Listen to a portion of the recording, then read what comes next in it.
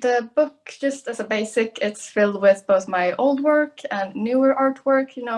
Basically my whole artistic journey up until this point, kind of summarized in a neat form.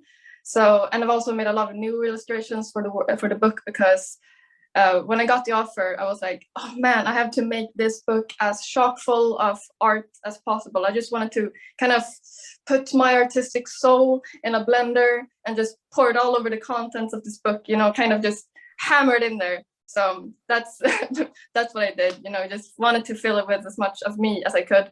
But aside from being a picture book, also has some some passages about my style philosophies, how I got here as an artist, my journey, tutorials, what goes on behind the scene, working as a artist with a large social media presence.